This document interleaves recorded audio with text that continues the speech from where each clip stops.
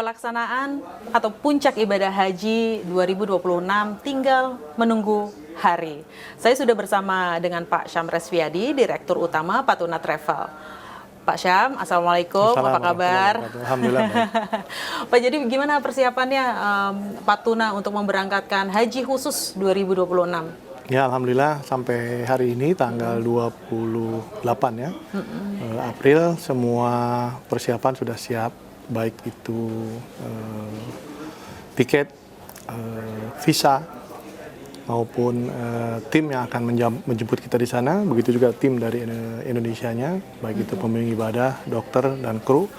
Insya Allah sudah siap semua, dan akan kita mulai nanti tanggal 2 Mei, yang akan dikumpulkan tanggal 30 Mei, di Hotel Aston BSD, di mana ini keberangkatan yang awal adalah program Arba'in yang lebih lama di Madinah, kurang lebih 40 waktu sholat fardu, mengikuti imam di Masjid Nabawi, sehingga mereka kita berangkatkan lebih awal. Nah, sementara nanti yang reguler, yang non Arba'in, insya Allah tanggal 12 Mei.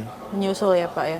Saya lihat kemarin di sosial medianya Patuna, Bapak survei dulu juga ya. Memang harus ya Pak survei dulu ke sana. Ya, jadi tahun 2025 saya nggak survei, saya pikir oke-oke aja. Banyak tim yang juga bingung. Nah, kemarin saya bawa tim dari Jakarta agar melihat, dan kebetulan saya bawa semua tim yang ada di Saudinya, kita perkenalkan suasana dan situasi serta letak dari lokasi tenda kita di Arafah dan Mina. Karena kan sudah diputuskan di dalam sistem nusuk itu, kita pilih sehingga kita tahu lokasi Arafah maupun di Mina. Sehingga dengan kemarin kita bawa tim untuk survei dulu, paling tidak gambaran mereka udah lebih luas lah.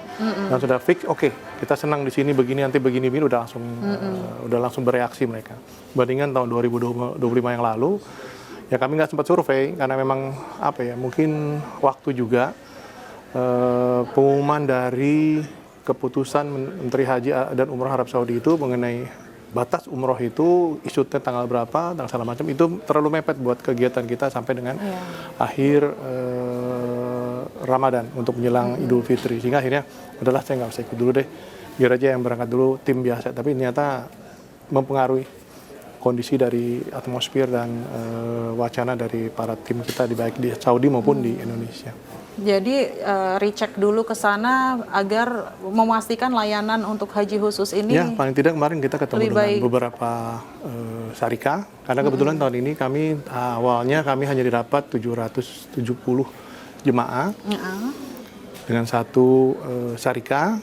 Tahun kemarin? Tahun ini. Oh, tahun awal pada saat akurasi pemilihan kuota itu dengan nomor urutnya oleh pemerintah, oleh Kementerian Haji dan Umroh Indonesia. Kemudian ya dilelahnya banyak yang mundur karena ketidakmampuan dan daya beli masyarakat, sehingga kami yang punya cadangan cukup banyak dan memang berturut-turut tiap hari, bahkan seminggu bisa 3 kali kami mencetorkan data jemaah yang mendaftar, sehingga kami tidak menunggu-nunggu sampai lama-lama agar apabila ada urutan itu bisa urutannya ketarik gitu. Iya, kuotanya kepake. Alhamdulillah strategi ini bisa berjalan, sehingga akhirnya setelah kita putuskan 770 ini tidak lagi ada tambahan, ternyata dari travel lain dari secara kumulatif haji khusus 17 680 banyak yang mundur. Banyak yang nggak diambil. Ya, karena nomor urutnya kalah dengan nomor urut kita. Akhirnya ya sudah, kami dapat sampai terakhir ini kami batasi hanya 1008 jemaah. Oh, jadi 1000. Kalau misalnya kuota haji khusus tahun ini 17.000, Patuna memberangkatkan 1.000. Berarti pangsa pasarnya lumayan ya Pak ya? Ya lumayan, alhamdulillah. Iya, lumayan 6% mungkin ya. Nah itu dia, makanya ketika pangsa pasarnya besar berarti kualitas apa yang bisa dijaminkan Pak untuk jemaah? Ya, pada dasarnya kami memang membuat program itu dari 1.000 ini tidak satu program Mbak. Kami bagi-bagi programnya agar memudahkan kontrol dan pengawasannya. Jadi yang kemarin tadi saya bilang berangkat awal Arba'in, oke, ini sudah ada timnya. Nanti yang reguler, yang non Arba'in, oke, ini ada timnya. Bahkan nanti tanggal 12 itu kami terbagi dari 3 penerbangan. Dengan Garuda 2 flight, dengan Saudia 1 flight. Karena ini yang tambahan tadi, Garuda sudah tidak bisa dapat, akhirnya alhamdulillah saya dapat di Saudi Airlines. Dan semuanya direct, kecuali yang Arba'in ini. Dan alhamdulillah terakhir konfirmasi dari Etihad, dia akan direct. Karena yang harusnya tanggal 3 Mbak berangkatnya. Yeah. Tapi akhirnya kita majukan tanggal 2 karena yang tanggal 3 schedule-nya Jakarta, Abu Dhabi, Dammam, Madinah. Oh. Wah, kok pakai transit Dammam lagi gitu ya. Nah, ditawarin tanggal 2 Jakarta, Abu Dhabi, Madinah. Oh, udah deh maju tanggal 2 1. Memang konsekuensinya ada penambahan 1 malam. Nah, disinilah biasa orang permintaan permintaan akhir-akhir harga jadi naik. Oh. Itu harga 1 malam tambahan itu 2 kali lipat daripada harga normalnya. Sehingga harus ada kenaikan yang memang cukup lumayan buat jemaah. Tapi kami tidak menaikkan harga. Lah, itu gimana caranya ya Pak, dengan nambah hari tetapi tidak menaikkan?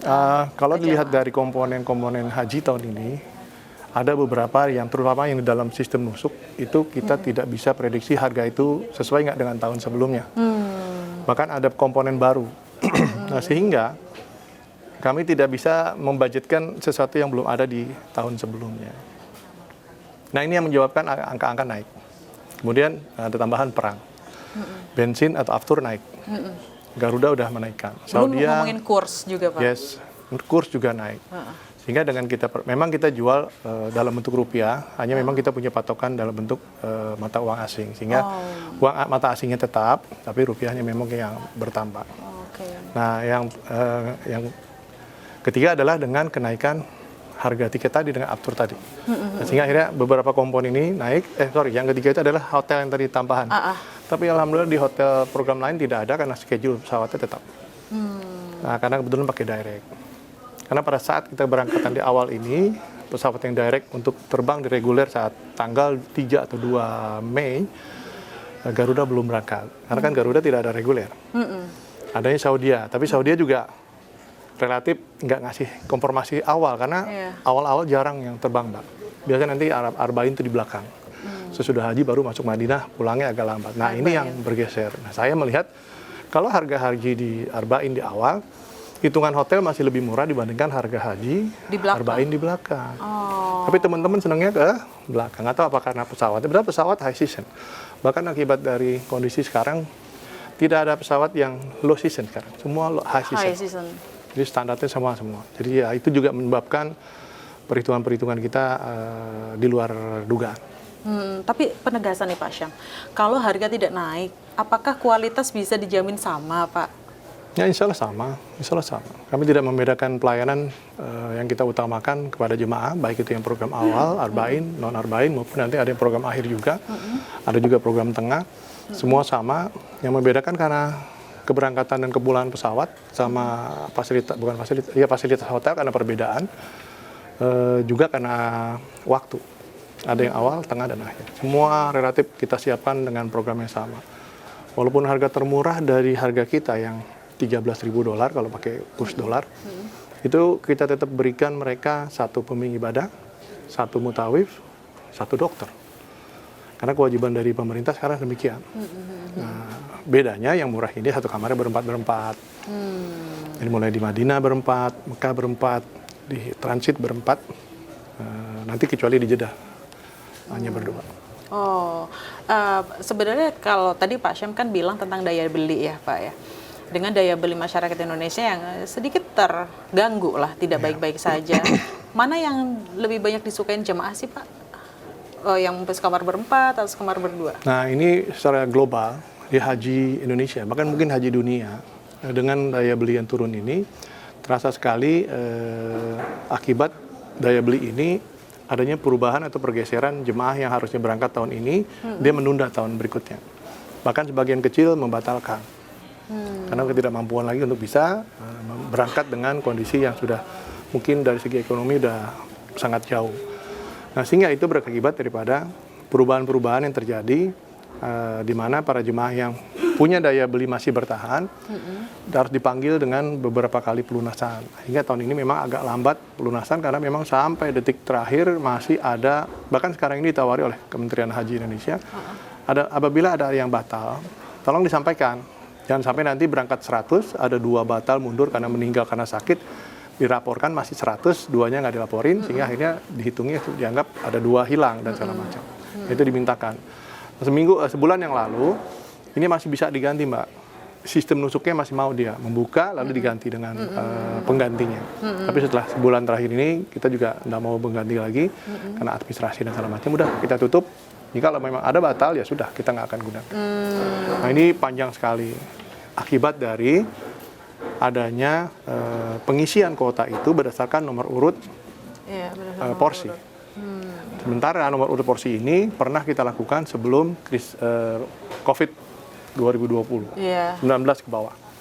Tapi akibat COVID kemarin, daya beli berubah dan segala macam, dibuat daftar tunggu dengan nomor urut, ya itu lama. Sehingga Kementerian Agama waktu itu merubahnya dengan tidak lagi nomor urut, tapi berdasarkan porsi dari PIHK masing-masing. Misalnya Pak Tuna 500, ternyata ada yang 100 mundur atau batal, diisi 100 sendiri oleh jemaah Pak Tuna. Sehingga kebijaksanaan ini Pak Tuna tidak bisa melebihi angka 500. Oke. Atau PHK yang lain yang 500, Sama, dia bisa ya? cari lagi, kecuali memang tidak punya cadangan. Oke. Tapi akibat dengan nomor urut antrian, ya akibatnya yang tidak punya nomor jemaah banyak, teman-teman yang punya cadangan banyak ya dapat masuk bertambah jemaahnya. Ada plus minusnya. Nah, sehingga dalam hal pelayanan, insya Allah kita tidak menurunin pelayanan. Pak Syam, saya penasaran dengan kemarin kan ada perang ya, itu ini sekarang pun perangnya masih berlangsung seperti itu loh Pak Syam. Apa sih yang disampaikan Pak Syam untuk menjaga ketenangan jemaah haji khusus ini Pak? Pasti banyak pertanyaan dong mereka tentang keamanan. Ya, alhamdulillah satu bahwa yakin kalau kita beribadah haji ini adanya di tanah Arab Saudi, di kota Mekah dan kota Madinah. Sementara area perang itu adanya di Selat Hormuz yang memang lebih ke utara dari daerah Laut Merah. Karena Mekah Madinah relatif lebih dekat dengan Laut Merah. Walaupun rudal bisa menjangkau, tetapi rasanya Iran ini juga umat Islam juga. Kita berbeda paham itu nggak masalah. Tapi syahadatnya sama. Sehingga insya Allah mereka tidak akan melakukan peperangan di sini. Kecuali yang mulainya adalah non-Islam. Kalau mereka berani, mereka pasti takut karena udah menyentuh apa istilahnya, pokok-pokok ajaran Islam. Kota Mekah dan Madinah diserang. Ini bukan hanya Arab yang akan bertindak, orang Islam semua dunia ya akan. Bahkan mungkin yang non Muslim pun akan marah akan terjadi peperangan ini. Dan kita buktikan juga sekarang kita lihat jemaah haji Iran sudah mulai berdatangan ke Arab Saudi, sehingga insya Allah relatif untuk haji tahun ini masih bisa berjalan. Walaupun perang berlanjut itu tidak di daerah yang memang berdekatan dengan haji dan umrah. Pak, ya.